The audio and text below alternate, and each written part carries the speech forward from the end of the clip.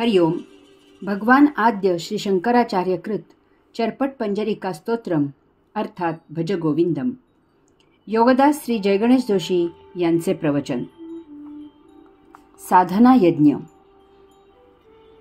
गेयं गीता नाम सहस्त्रम ध्येयं श्रीपती रूपमजस्त्रम नेयं सज्जन संघे चित्तं देयं दीनजनाय च वित्तम. गीता सहस्रनाम यांचे गायन करावे.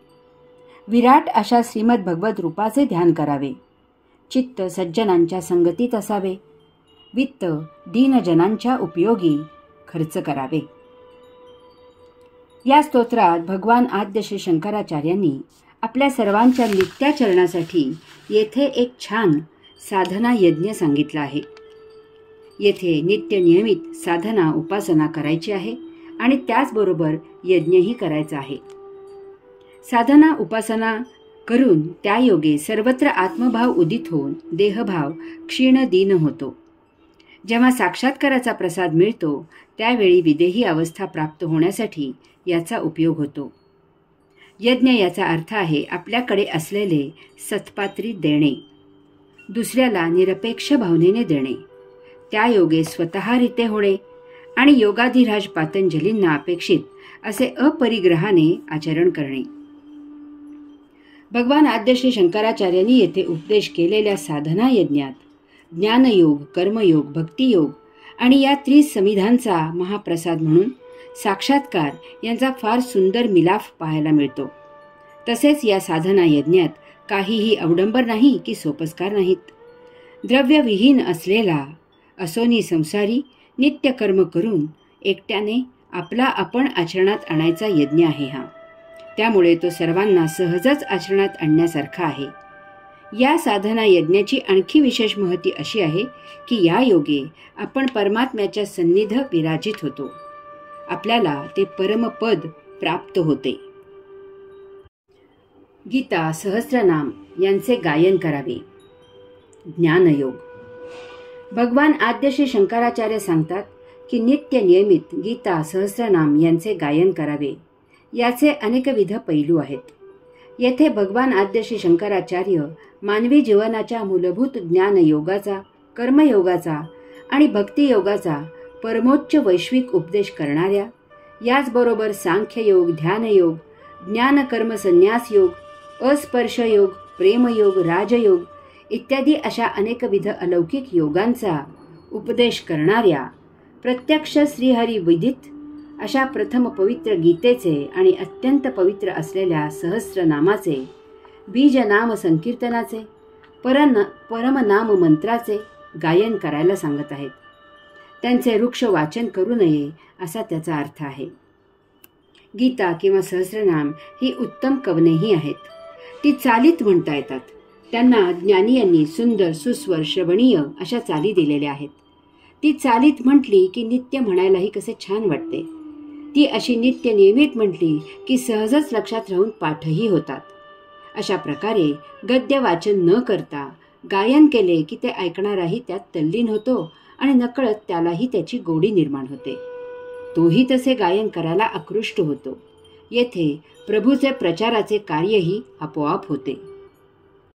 येथे गीतेचे गायन करावे असा उपदेश केला आहे.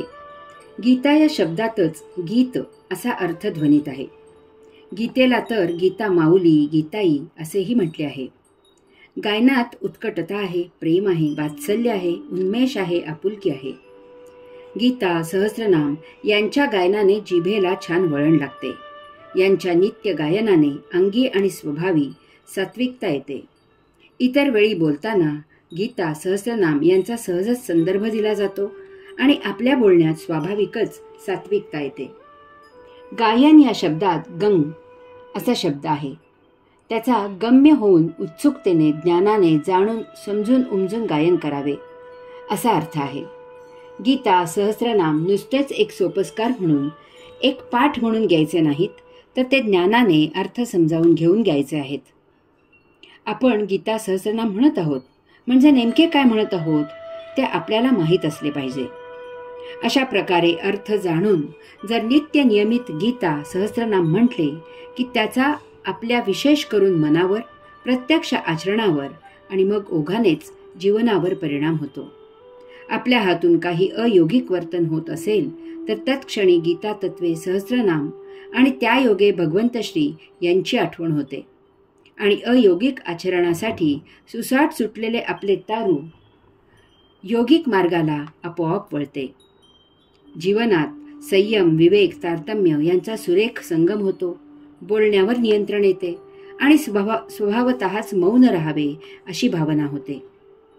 ही आपल्या भौतिक जीवनातील फार मोठी आणि अंगी यायला दुर्लभ अशी उपलब्धी असते. लक्षात असू द्यावे की जीवनात बोलल्यामुळे त्रास, दुःख, भोग ओढून घेतले जाते आणि मौनामुळे आनंद उदित होतो.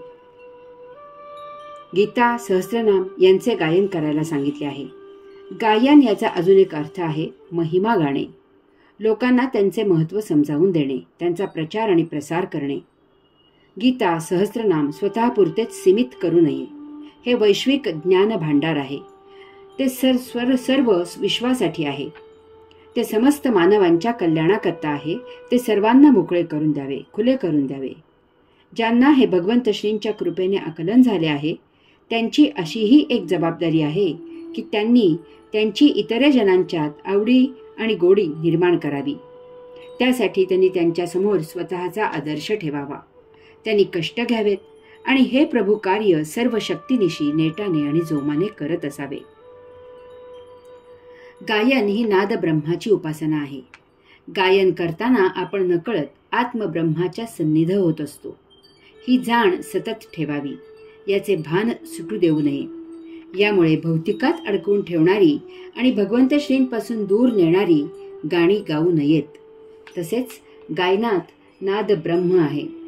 त्यामुळे गायनाच्या नावाखाली अक्रस्ताळापणा उपलब्ध असलेली सर्व वाद्ये मनमुराद बडवत बेंबीच्या देठापासून ओरडत सुटू नये. त्यात ताल, ठेका, लय, सूर, स्वर यांचा नादमधुर मेळ घालावा.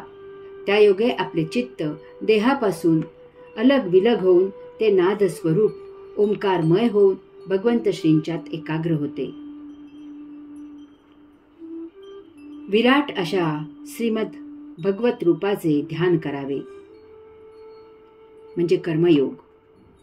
असनस्थ होऊन गीता, सहस्रनाम यांचे संकीर्तन करताना समोर ओंकारमय योगेश्वरांची तस्बीर ठेवावी.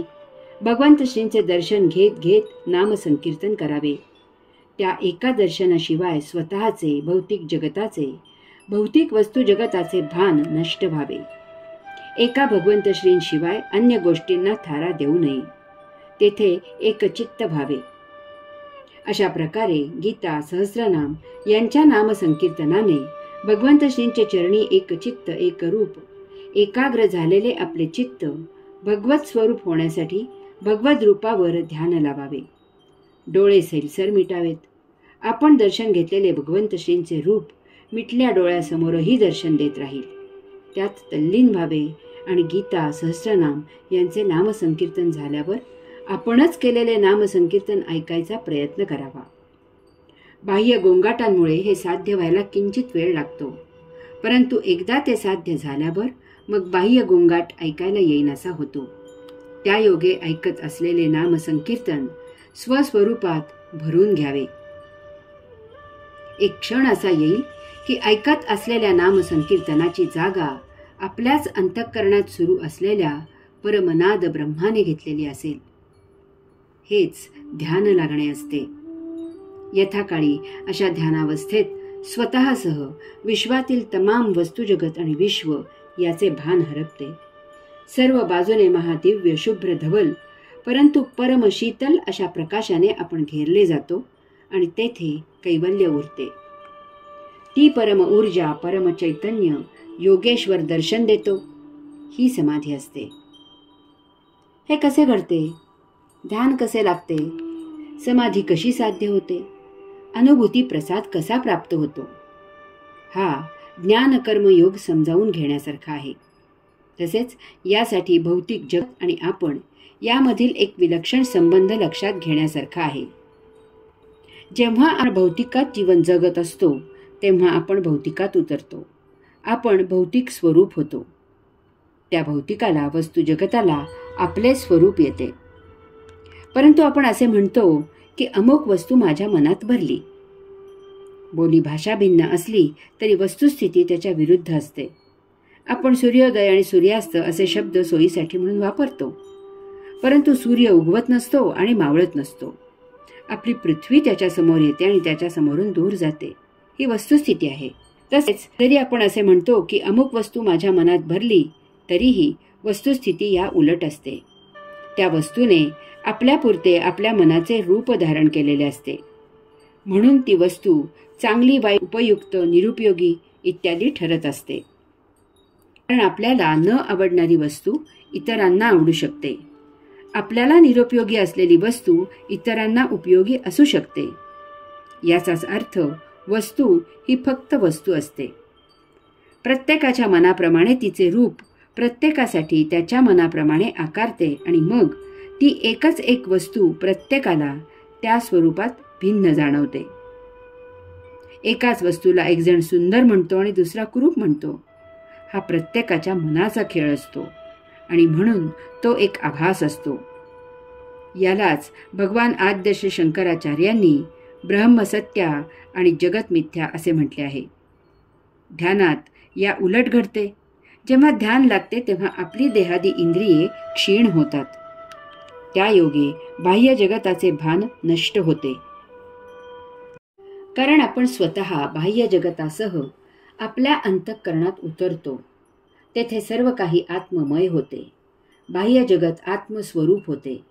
जेव्हा आपल्याला समाधी प्रसाद मिळतो, साक्षात्कार होतो, तेव्हा आपल्याला सर्वत्र आत्मप्रचिती येते.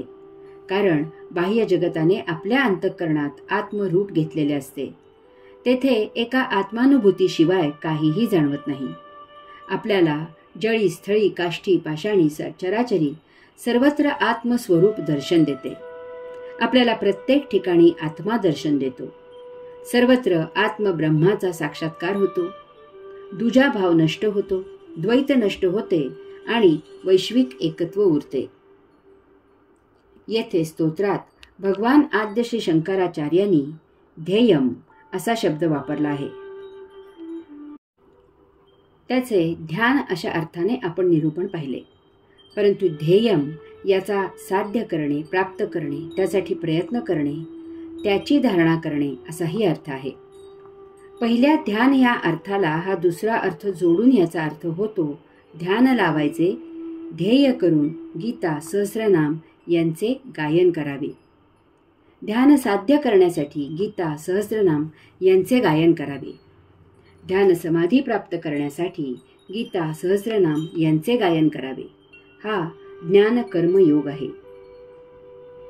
ध्येयम ह्याचा ध्यास घेणे असाही अर्थ आहे.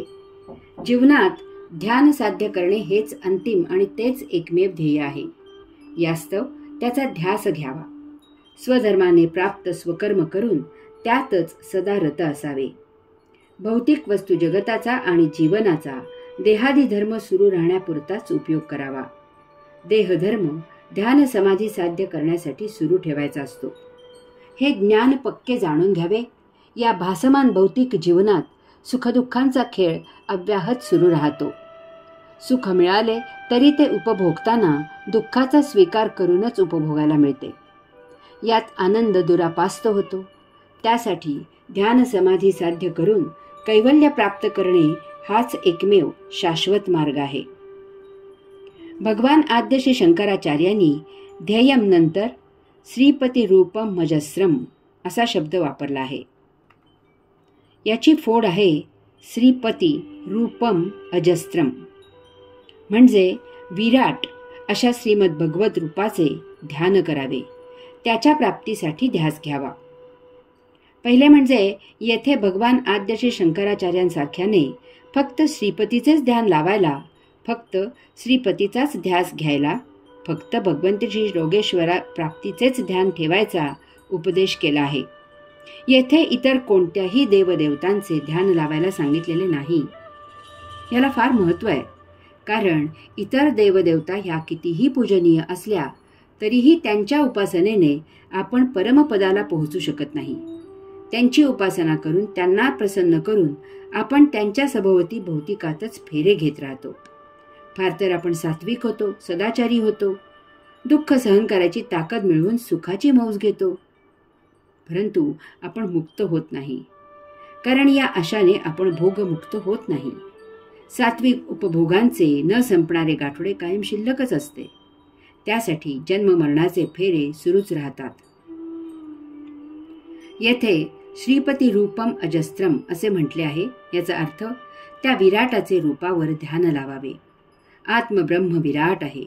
त्याचे विराट रूप स्वरूप प्राप्त झाल्याशिवाय आपण विश्वाच्या अतीत जाऊ शकत नाही. विराटापेक्षा एक अंश जरी आपण न्यून राहून तरीही आपण या विश्वातच अडकून राहू. येथे पूर्ण शुद्धता, पूर्ण पावित्र्य, पूर्ण भोगरहितता आवश्यक आहे. तरच शून्य होऊन पूर्णत्व प्राप्त होते. त्यासाठी विराट स्वरूप प्राप्त व्हावे लागते. तरच अंशात्मा पूर्णांशात विलीन होतो. अशा प्रकारे गीता, सहस्त्रनाम यांच्या नामसंकीर्तनाने आपल्याला आत्मज्ञानाचा प्रसाद होतो. त्यायोगे ध्यान समाधीने आपल्याला साक्षात्कार प्राप्त होऊन आत्मस्वरूप प्राप्त होते आणि सर्वत्र आत्मप्रचिती येते. चित्त सज्जनांच्या संगतीत असावे. भक्तियोग. ज्ञानयोगे गीता, सहस्त्रनाम यांच्या संकीर्तनाने कर्मयोग प्राप्त झाला, ध्यान समाधी प्राप्त झाली. ज्ञान कर्मयोग प्राप्त झाला तरी तेवढ्याने पुरत नाही. त्याला भक्तियोगाची जोड असावी लागते. भक्तियोगात साक्षात्कारी सतत भावभक्तीच्याच विश्वात भक्तांच्या गराड्यात भक्त महिमा गात असतो. साधना उपासना अव्याहत सुरू राहते. येथे भगवंत श्रींची प्रेमाने मधुर भक्ती केली जाते. त्यात सर्वस्व झोकून दिले जाते. ज्ञानकर्म योगाला भावभक्तीचा ओलावा असतो. त्यासाठी आजूबाजूला पोषक वातावरण नेहमी असते. भक्त एक क्षणभरही भगवंताशिवाय असत नाही. अशांच्या सहवासात याचा साधना यज्ञ निर्वेध सुरू राहतो. यासाठी सज्जनांच्या, साधू बैराग्यांच्या, संन्यासी योगी यांच्या संगतीत सहवासात असावे. त्या योगे ध्यान समाधी साक्षात्कार प्राप्त झालेला कधीही त्या पदापासून ढळत नाही. कारण साक्षात्कारी झाला तरी तो कुटुंबात, समाजात राहत असतो. येथे नित्य आणि तीही नूतन लोभ प्रलोभने सतत आकृष्ट करत असतात. साक्षात्कारी भौतिकात जीवन जगत असल्यामुळे त्याला या भौतिकाची चव माहीत असते. त्यामुळे एखाद वेळेस त्याचा पाय घसरण्याची शक्यता असते. त्यासाठी साक्षात्कारीने भौतिक जगतात राहताना साक्षात्कारी म्हणूनच आपली ओळख टिकवणे महत्त्वाचे असते. त्यासाठी सज्जनांची संगत फार उपयोगी होते. असेही महाभाग आहेत की ते बाहेरून साक्षात्कारी आहेत, तसा ते आभासही करत असतात. परंतु आतून ते पक्के भोग प्रवृत्त, भोगलोभी आहेत, पक्के संसारी आहेत. देवदेव करत, त्याच्याच नावाने धंदा करत पैसे मिळवण्याचा व्यापार करतात. वरून सभ्यपणाचा आव आणतात, परंतु आतून ते पक्के दांभिक असतात. गादीखाली करोडोंची संपत्ती झाकून ठेवून त्यावर दररोज गाढ झोपतात. चोरून सर्व उपभोग घेतात. त्यात त्यांना अतीव चव असते, भरपूर रस असतो. असो, आपण यापासून दूर राहायचे आहे. यास्तव सतत सज्जनांची संगत ठेवावी, नेहमी त्यांच्या सहवासात असावे. याचा अजून एक फायदा असा की सज्जनांच्या सहवासात आपले आध्यात्मिक ज्ञान, कर्म सदा योग्य मार्गी सुरू राहते. जसे यंत्र वापरात असले तरच ते काम करू शकते, नाहीतर ते गंजून वाया जाते, तसेच सज्जनांच्या सहवासात आपले आध्यात्मिक ज्ञान कर्म घासून पुसून सतत तेवत राहते. आपल्यासारखेच योगयात्रा करणारे यात्रेकरू आजूबाजूला असले की आपण चुकूनही वाट चुकत नाही, पाऊल वाकडे होत नाही. आध्यात्मिक वातावरणाने असं म्हणतात, प्रज्वलित झालेले आत्मतेज सर्वांचे रक्षण करते. येथे सदा भावभक्तीचा मळा फुललेलाच असतो. आपणही त्यात माळी होऊन त्या मळ्याची काळजी घेऊ लागतो, त्यात रंगून जातो. वित्त दीनजनांच्या उपयोगी खर्च करावे. साक्षात्कार. ज्ञानयोग, कर्मयोग, ज्ञानकर्मयोग, भक्तियोग या कृपेने आपण साक्षात्कारी होतो. परंतु आपले साक्षात्कारी योगाचरण प्रत्यक्ष नित्य व्यवहाराच्या कसोटीवर घासून भगवंताशी घट्ट नाते जोडते, ते आपल्या सत आचरणाने. आता संचिताचा हव्यास सुटतो, ज्ञानकर्मयोग केला जातो. स्वधर्माने प्राप्त स्वकर्म करून त्या योगे देह जीवित ठेवण्यासाठी जे मिळेल त्यात मोठ्या समाधानाने जीवनाचा कैवल्य आनंद घेतला जातो. आता मिळाले तर उत्तम, नाही मिळाले तर त्याहून उत्तम, अशी जीवनाची नौका भवसागरातून यात्रा करत असते. यात भगवंत श्री योगेश्वर कृपेने स्वतःच्या चरितार्थापेक्षा जास्त द्रव्य मिळते.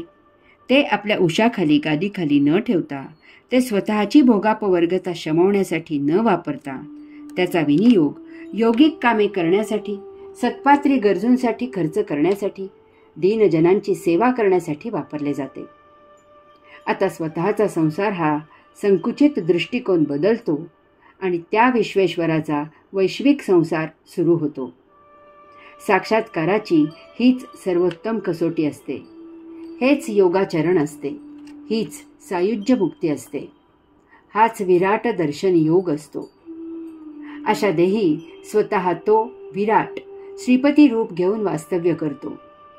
असा देह संजीवन समाधी प्राप्त होत असतो आणि हीच मुक्ती असते. ओम तत्सत त्वम असि.